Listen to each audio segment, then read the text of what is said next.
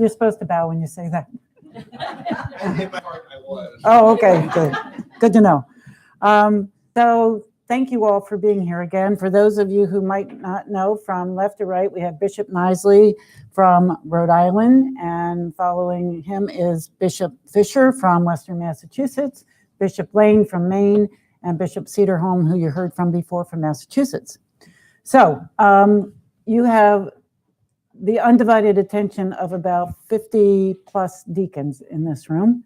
So we're going to ask you to try to focus most of your comments on how things might be impacting deacons or could impact deacons in the future. But what we asked the bishops to do, and I think each of you heard ahead of time, that we're going to be talking about General Convention and certain events that happened at General Convention, resolutions that were passed, et cetera. And keeping the focus as much as possible on the diaconate. But before we get into that, I would just like to ask each of the four of you to take a few minutes to give us your reaction to this particular General Convention. Every General Convention is unique. I was blessed to be able to be a deputy and be at this particular one. It was my second one, and I thought it was phenomenal, but I don't know that everybody had that same reaction. So if you could just take 2 or 3 minutes and share with us your impressions of the 79th General Convention of the Episcopal Church. I wasn't there. And I wish I could say that I read everything that was done, or I wish I could say I read everything that was said and done and so forth. But I will say that I was ordained bishop the same year that our presiding bishop was. So he was a dear friend way back then, and one of the things that I feel about this General Convention is his leadership is phenomenal. And whether you're talking about the Jesus movement or all the other ways in which he expanded upon that, he is truly a great presiding bishop for us all, and so I'm very proud of him. I followed some of the things. I was disappointed that the church couldn't agree to rewriting the prayer book, and you all know more about that. Maybe that was a good idea, but I was hoping that maybe we'd have a new prayer book before I died. I also am very grateful for the witness and the very strong advocacy for creation care. No surprise there. And many of my friends that I've worked with for years in this province, as well as at the General Convention when I was going,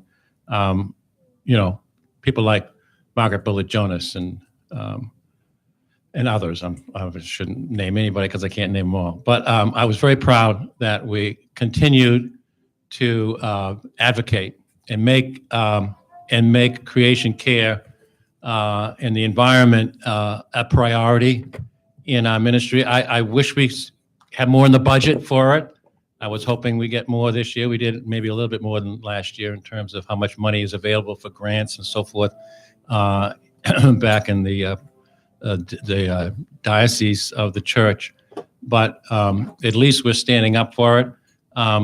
Massachusetts, Diocese of Eastern Massachusetts passed a resolution last year, and I don't know if anybody in the other parts of the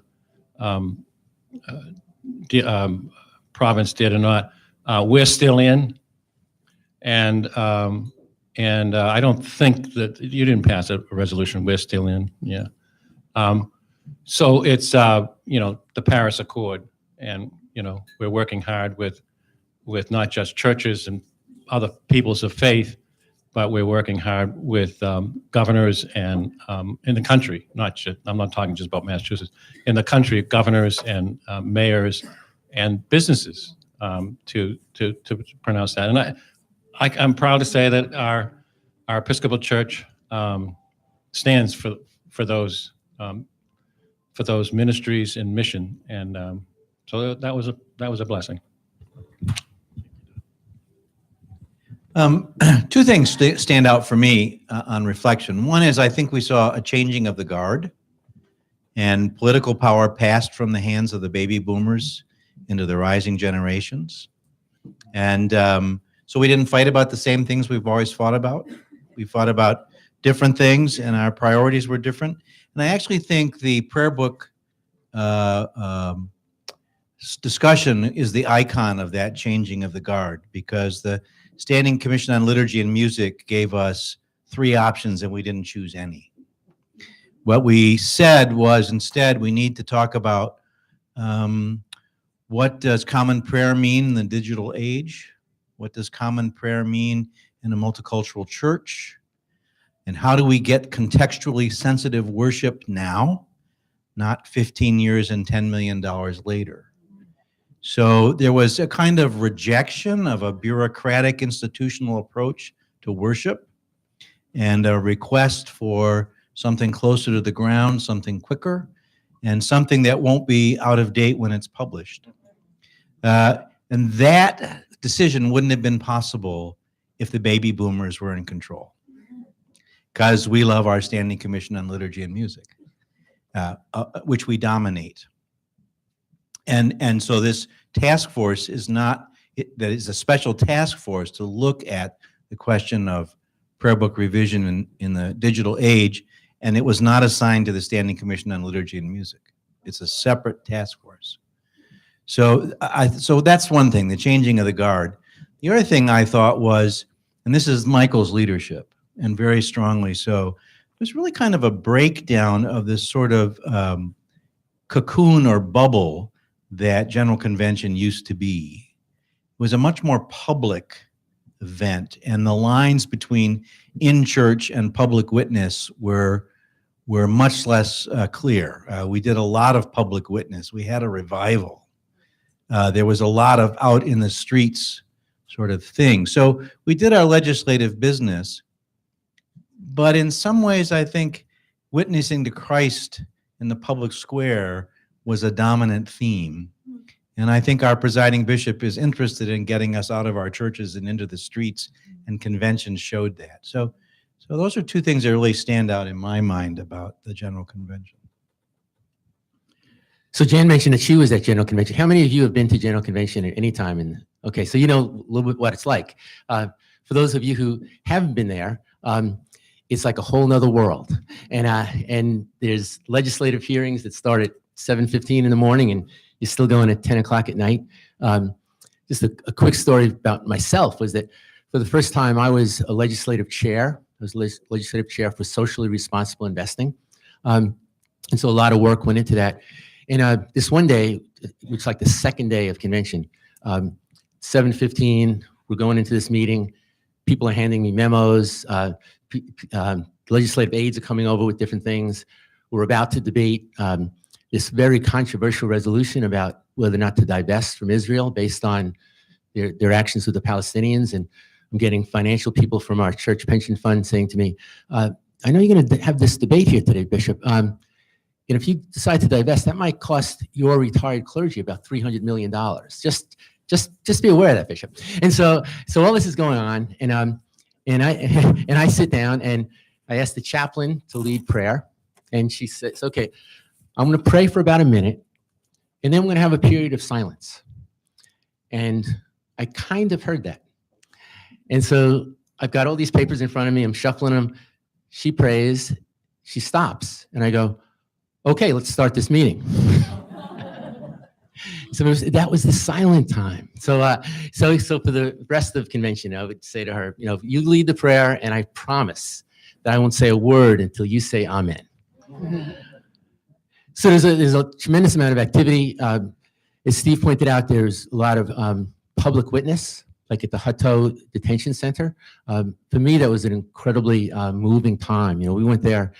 There was about, at least 1,000 of us, I think, went to that. 42 buses. 42 buses.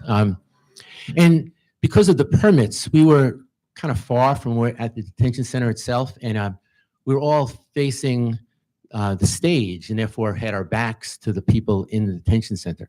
But then a couple of hundred rebellious people decided to take a walk over to to get right directly in front of it. And the police actually let us do that.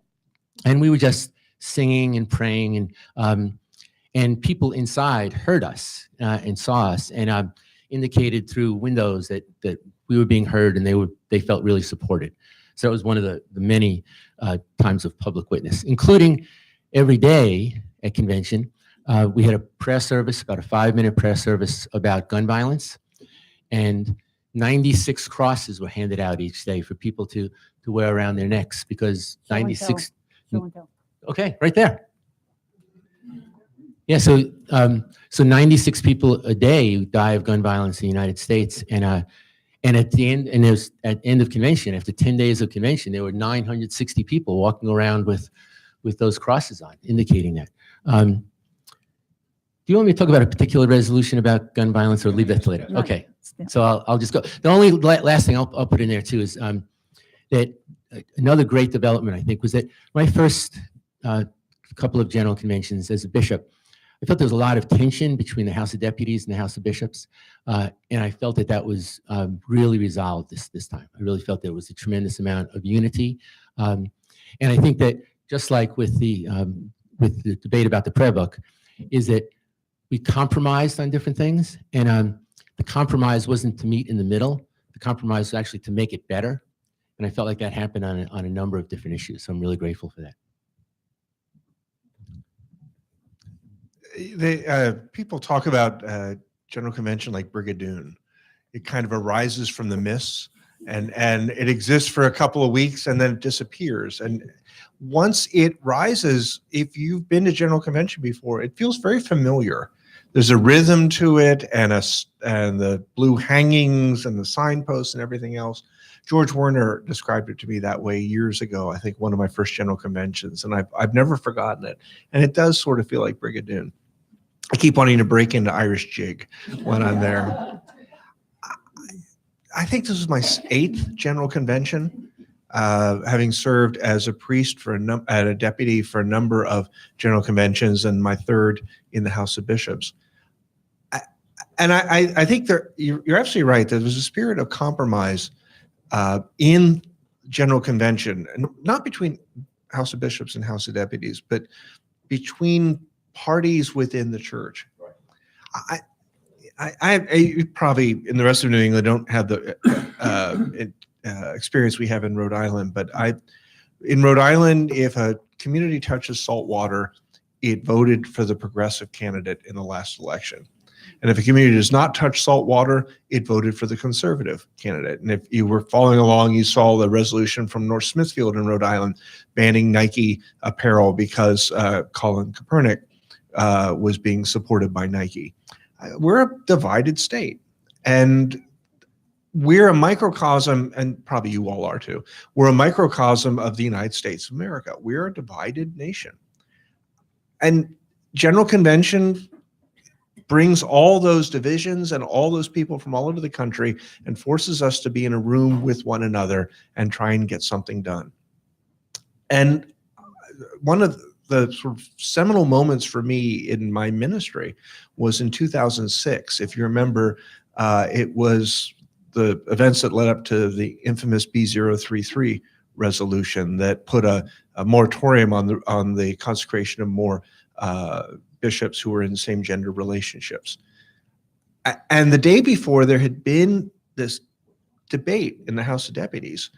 And I remember sitting there watching it, and this one young man and people tried, they were trying to find a compromise, and it kept getting legislatively and process-wise shot down. And it was interesting knowing the players. Some of them were progressive voices shooting it down. Some of them were conservative voices shooting it down. This one young man stood up in anguish and said, I came here to try and stop a divorce. And I don't know enough about Robert's Rules of Order to do this, but I'm trying to find some way for us to stay in relationship with one another. And won't you please help me? And a lot of us felt that desire to help. None of us knew how.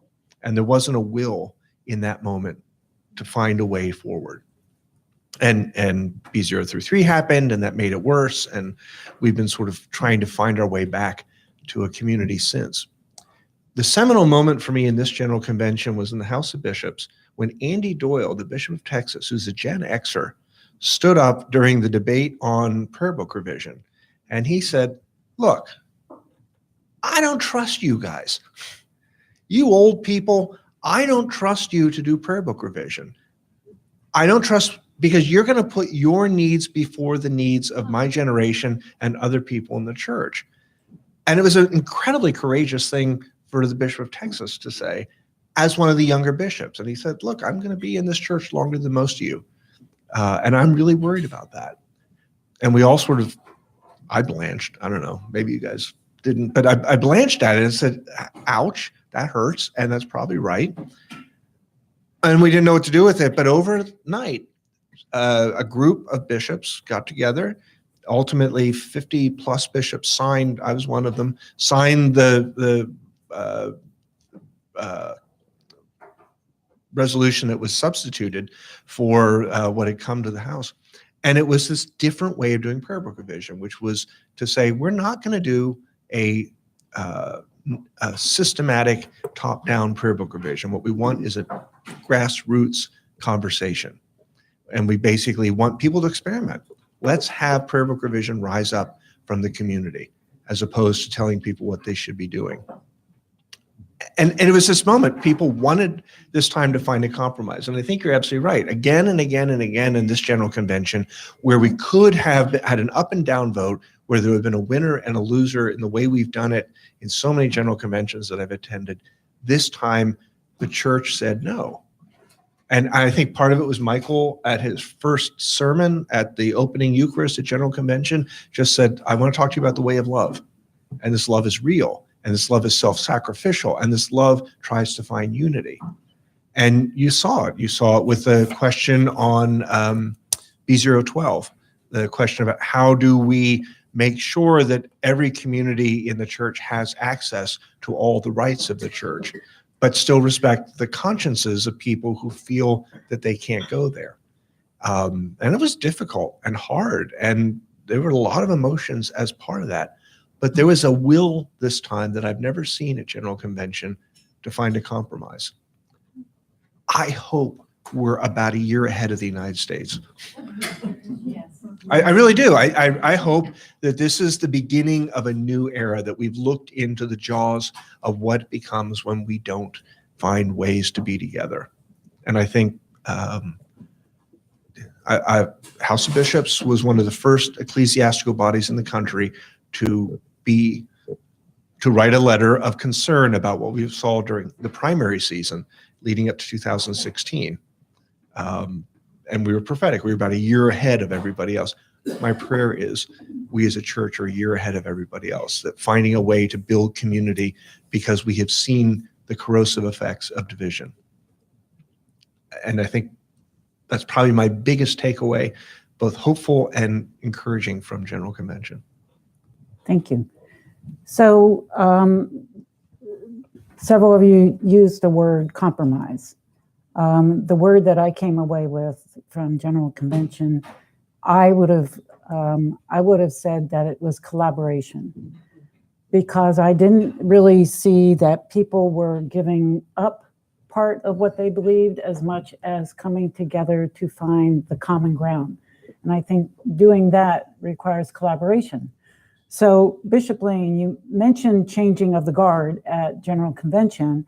And I think those of us who are deacons know that within the church, you might be able to use that term in relation to the diaconate, because we are a changing of the guard in terms of going out into the world and trying to collaborate with the world in the divide.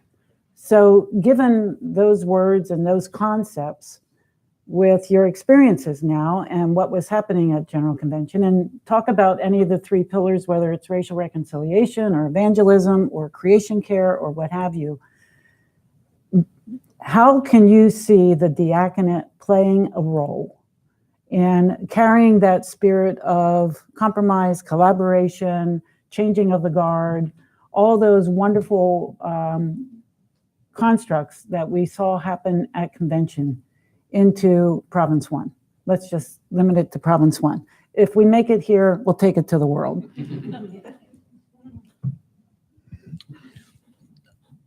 I'm going to answer that in a roundabout way. General Convention is famous for set pieces, big worship services, kind of massive, large numbers of people, very kind of performance oriented, and very much for the church, very much for the church geeks among us. It's done right, it's done well, it's done big, it's a little overpowering. We didn't do that this time. We had services that were for the church, yeah, but they had another piece to it, like the Me Too service was a public witness about sexual abuse and harassment in the church and a call for repentance. We had a revival, which was a public service, and over 5,000 people attended. And worship in the convention was more informal. And my sense was that Michael was teaching us really that, the work we do isn't primarily for us. It's for the world. And we've forgotten that. And we did not have a General Convention Eucharist this time. We didn't have one that was sort of designated, you all come, all the bishops processed, all the banners were out.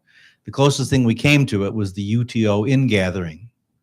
That was the closest thing, and we did that for the sake of the United Thank Offering. So I think what I was taking away from all of that was this notion that we have a treasure in the church which is often buried in a field. It's time to dig it out and carry it around a little bit. And that we were modeling a kind of behavior which was very diaconal, kind of taking it to the streets, kind of taking it to the people who are outside, sort of making witness on behalf of those who suffer, whether it's at the immigration center or women who've been abused in the church, men and women who've been abused in the church.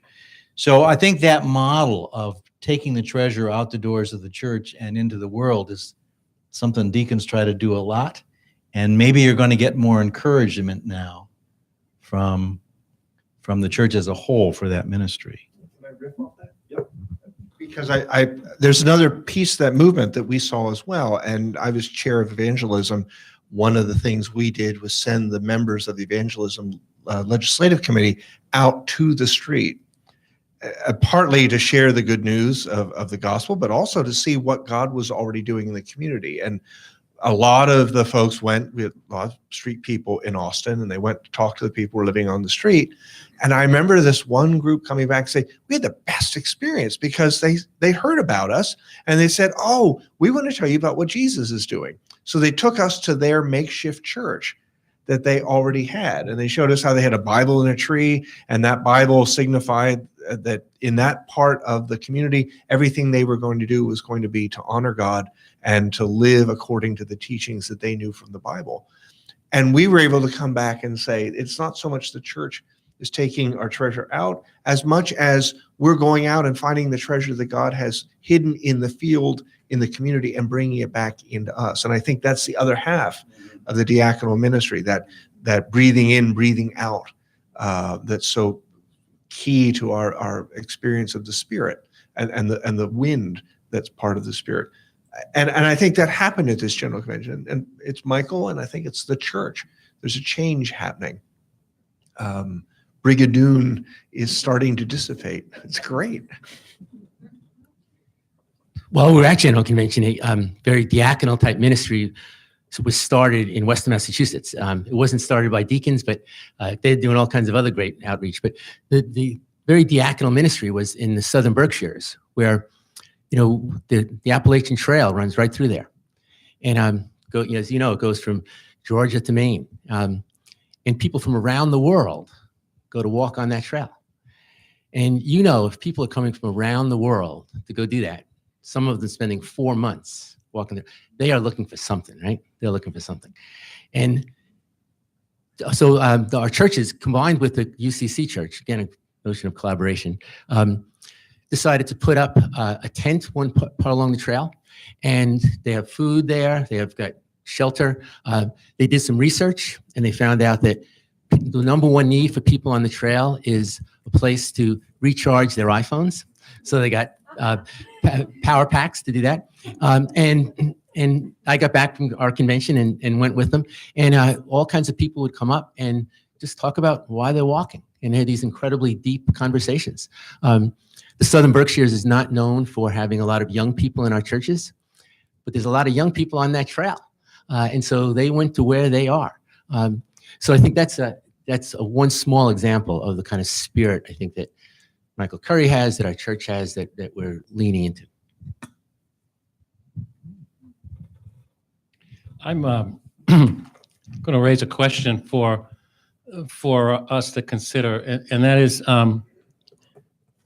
when I was a priest for so many years, there were hardly any deacons in the world, and then even when I was in NEDN for 12 years before I was ordained a bishop, I never heard much about deacons in the diocese. And you must know how many we might have had back in 1999, but and I have become so blessed by the deacons that I've known and worked with, and I appreciate what I appreciate is that a lot of you work in a parish where your ministry might be somewhat defined by the needs of that parish, and you work because you're generous and you love the parish and you're a deacon.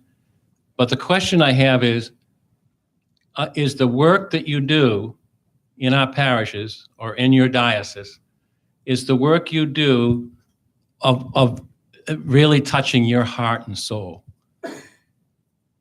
And I think that can be asked of any ordained person, bishop or priest or deacon. Are you able to be in a parish or in a community where your passions, your soul life is being nurtured and you're offering it out there? Or are you doing things that just simply need to be done? My sense is that it's a little bit of both. And so I put forward for, Province 1, and I put forward for our diocese, is that what are some of the passions that you're not able to live out in your congregation because you have so many other responsibilities to do, or you have a job and you can only do so much. But if there are some passions and some things that you really want to do, how do you share them with your bishops, with your colleagues, and find ways to enter into ministries in your church? Hopefully the church will buy it. I've had people come up to me lately and say they want to be a deacon. They want to be a deacon, and they want to be a deacon that's mostly involved in creation care. Well, that warms my heart. But I know some parishes say that's not really what we need. And I'm not sure a person really knows what they want. They have to go through a discernment process, and as you all know, and what comes out the other end may not be creation care. It may very well be something else. But I really would like to see conversations amongst deacons and bishops and priests about how our deacons can live out their passions and their heart's call in the life of our diocese. And I'd like to see meetings like this address how we can support each other and maybe feel a call to a ministry that might touch the whole province. I'm sad to say that we started to work on a provincial creation care team and trying to draw on your resources, everyone's resources, and work together. And it really hasn't developed much. And I'm wondering if maybe we need a few deacons to help us. Thank you. I'm going to go out on a limb here and introduce what might be a sensitive topic. And Bishop Lane, you were one of the chair people, is that what you call for the legislative committee, the budget and finance, et cetera? Right. I called it PB&J, but I think that wasn't it. Because it's a standing commission, Yeah. so it's not co-chairs, but the Okay, House of Deputies provides the okay. Well, president and the House of Bishops, the vice president. so we passed a $134 million budget? Yes, Is that what the word? Okay. approximately. So how much of that $134 million budget was allocated for the diaconate? Well, you could also ask how much was allocated for priesthood too. I know. mean, 'cause But so let me right. just, So- that's when I wanted to tease this out, because as we look at changing of the guard, as we look at sending the deacons out to do the work that has to be done, for many deacons, the stumbling block, as we all know, is the fact that we work 40 hours a week on a job so that we can pay rent and raise families and do things like that. And so we're quite limited in being able to engage in the passions that we find, that we discern. And is it possible in the future for the national church to support the diaconate in a different kind of a way? And I know that this isn't a, yes, all we have to do is go and pass a resolution. This is a process that we would be involved in. But the concept of the presiding bishop, I mean, not the presiding bishop, the president of the House of Deputies, for those of you who might not know, never received a compensation for the work that that office did. And at this convention, it was passed to cover expenses, not pay a salary, so to speak, but her expenses were covered before, and now I think she's being paid for one particular position that she holds. Could you speak to that? I could. And knowing that we moved a little inch with the president of the House of Deputies, is that any indication to you, or that somehow or other this huge problem for the diaconate of having to work full-time and do ministry both could one day be addressed? So that's about 8 questions, but Yes. We're a big group. I think what I would say is that my experience of this convention is that as the generations shift, the priorities are shifting. And so we had different conversations about all kinds of things. This is my first time at I've been to 11 general conventions, the first time I've ever seen serious engagement of the church around the Palestinians. And some resolutions that were critical of Israel were passed. That's never happened before. We gave more money for creation care, not as much as was wanted, but more. And we decided not to spend $15 million on prayer book revision. We did agree to pay the president of the House of Deputies, but not a salary.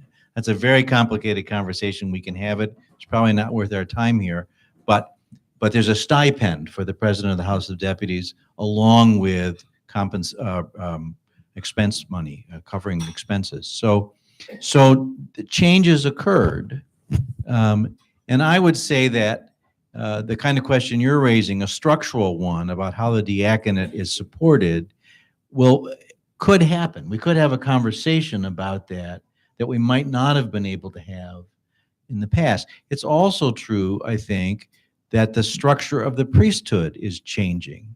More and more priests are part-time, and there's no guarantee of steady employment for priests. So notions of stability, notions of bureaucratic regularity, all the things that the church has been built, that's all fading away.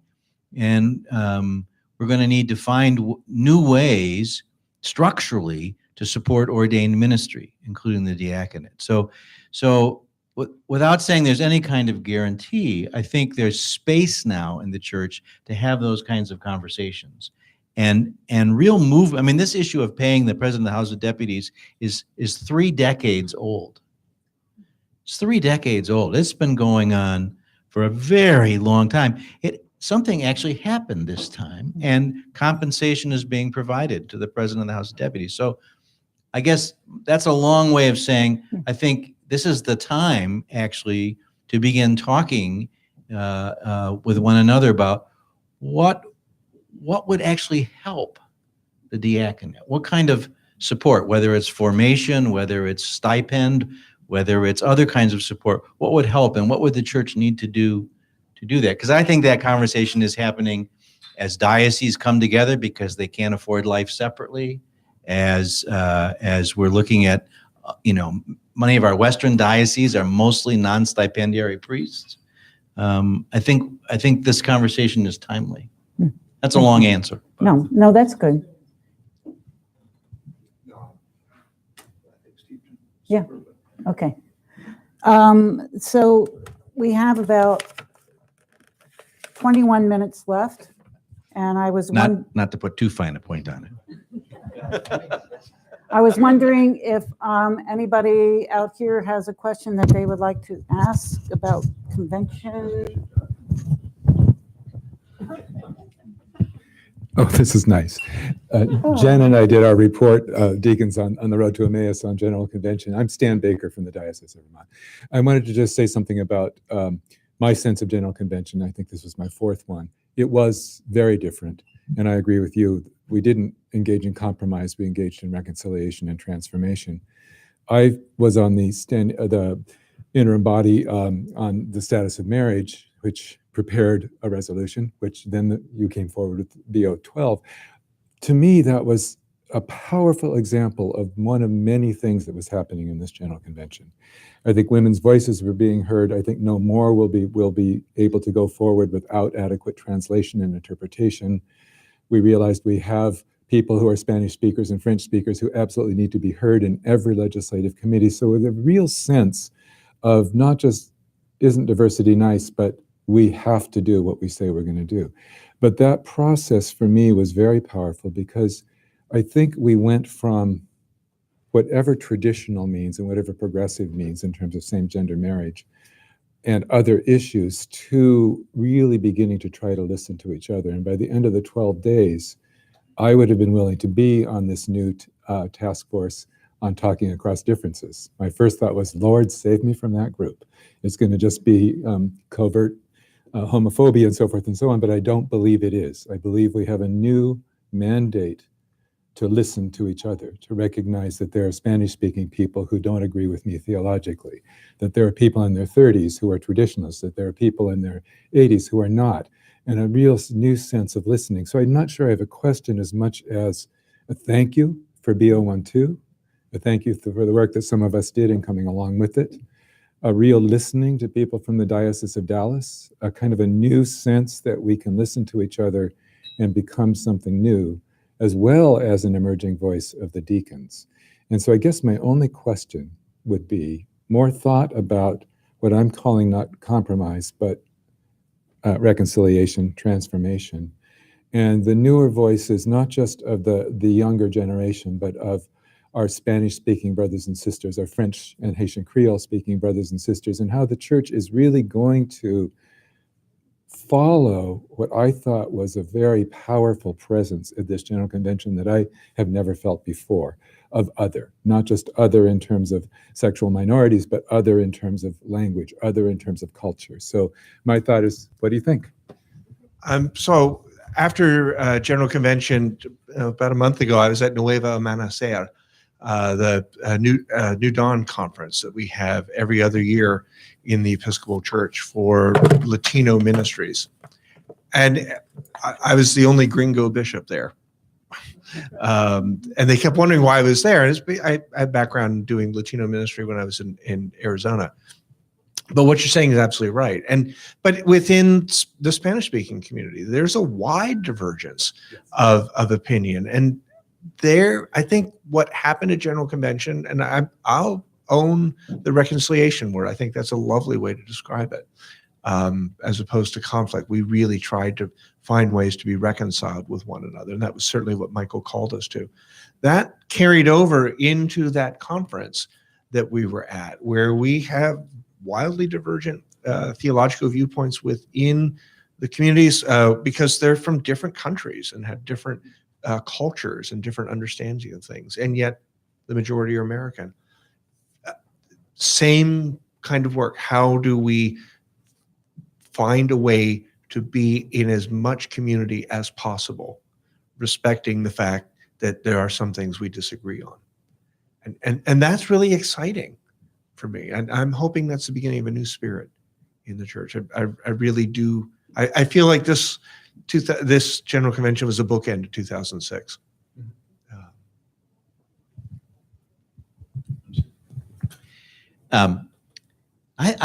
Prayer book, 2 years ago, I would have said we would have had prayer book reform. A year ago, I would have said not a chance.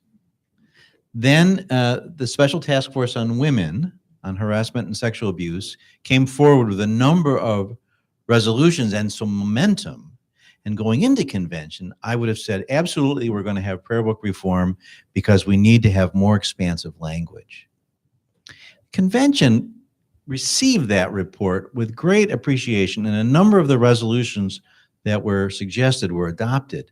But when it came to prayer book reform, the conversation shifted.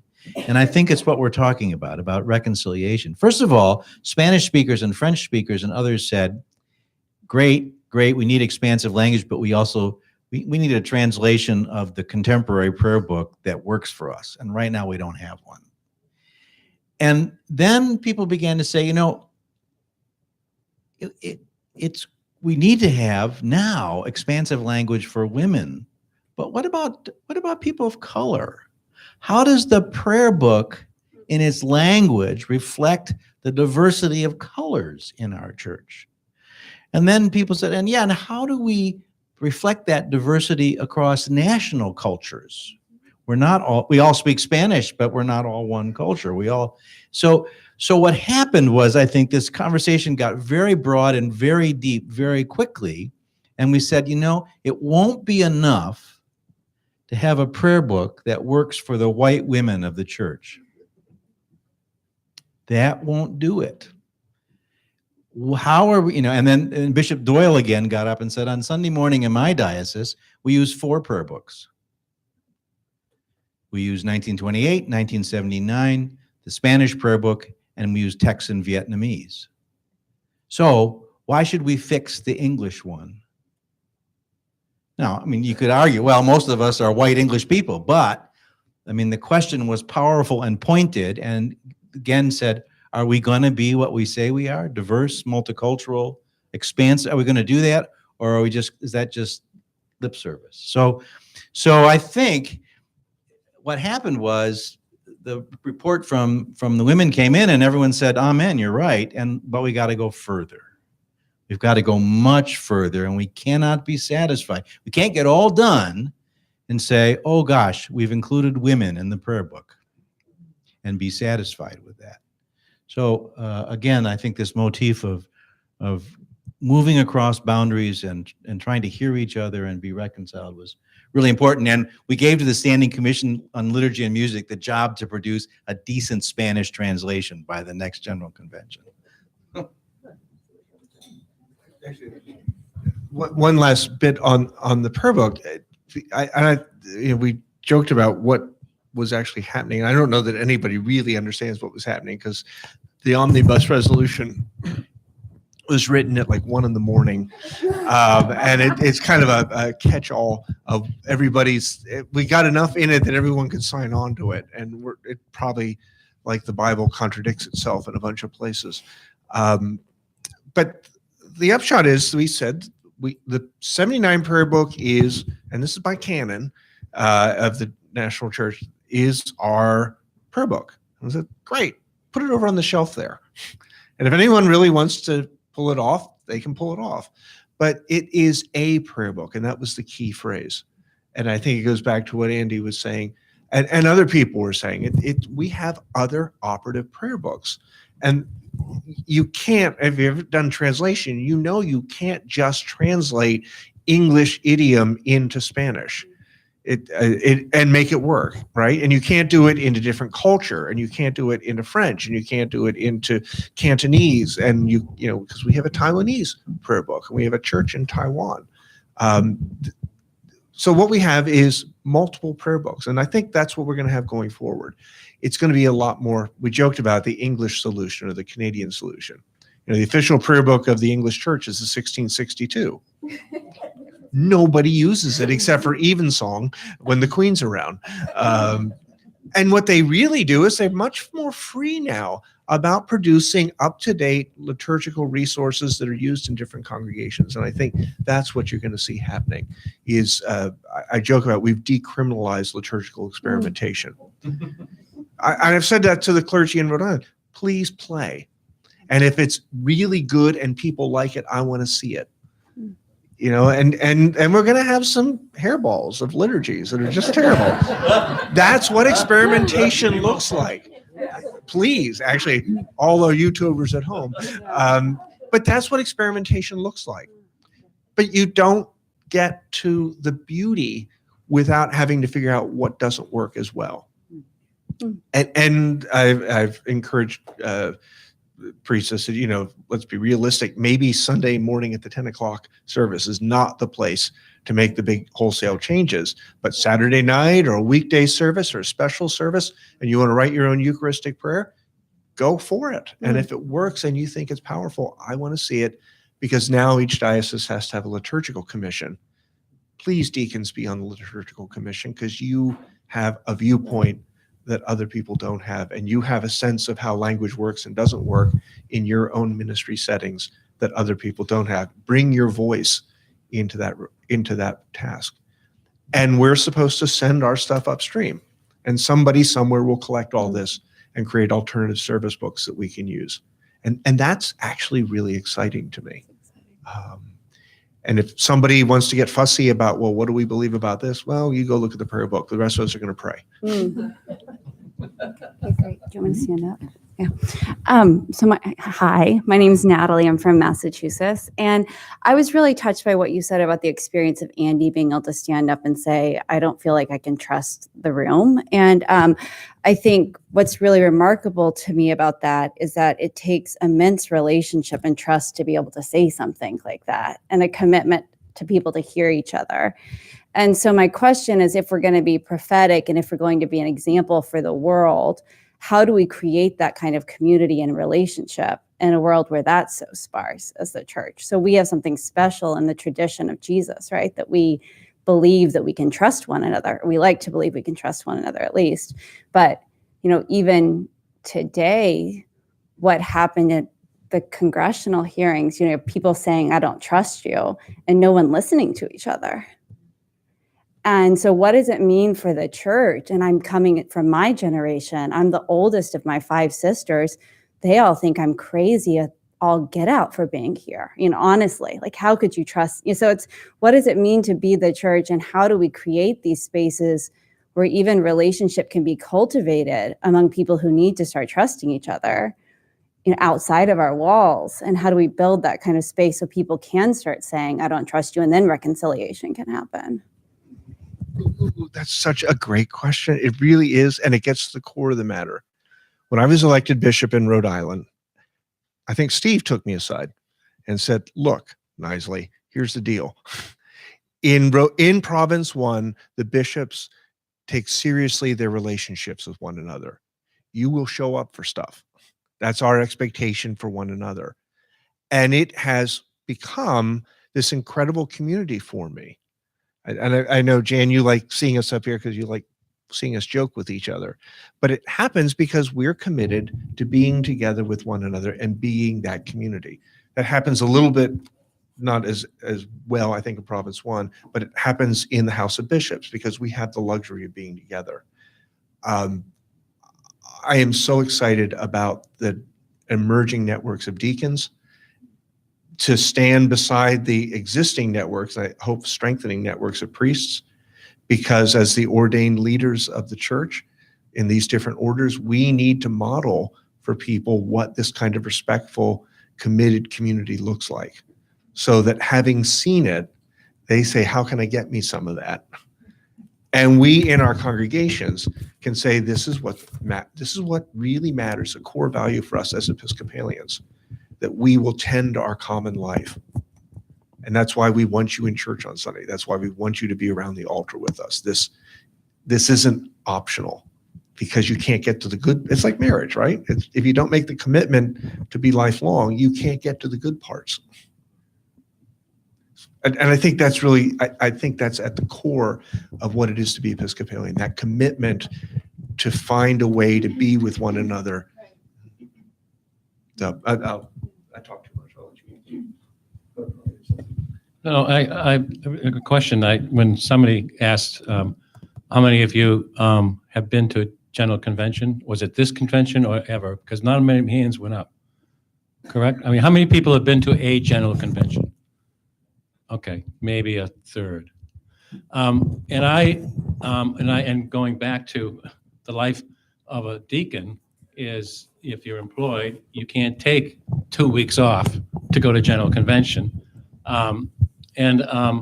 But I'm in listening to these wonderful thoughts that both the deacons have shared and the bishops have shared, and the questions is we need to find ways of getting more deacons at general convention, and there probably are other aspects of what goes on between general conventions where we need deacons involved too, and that gets back to how do you pay for it. And that gets back to, that's every diocese's responsibility to support their deacons in their call to be a part of these discussions and these changes. They're exciting. So I wonder if the deacons and the bishops need to spend some time figuring out, it's very expensive to go to Texas, to any part of it. You don't have to go for the whole 2 weeks, but how can we get more of you to go to general convention and some of the other gatherings, so we have a more extended diaconate representation of the church there?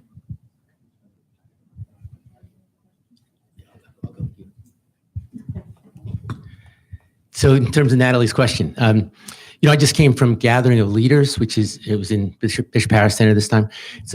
It's young clergy from around the country that get nominated by their bishop to go to these, and it's always a different topic. So the topic this time was on racial and ethnic reconciliation, and so a big theme that came out of that, to your question about trust, is repentance.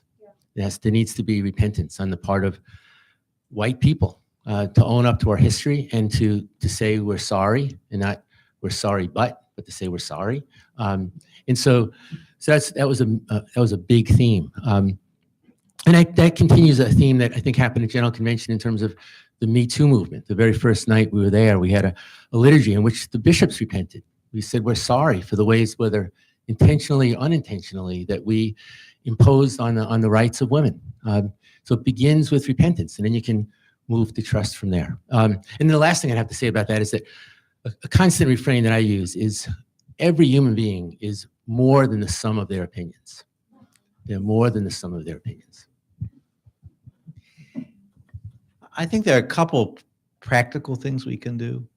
I think leadership, and that's at every level, whether it's diocesan or parochial or even in a committee, has to make it safe for people to disagree. It has to be a ground rule that we're bringing our whole selves, and that means we won't always agree, and that's actually okay.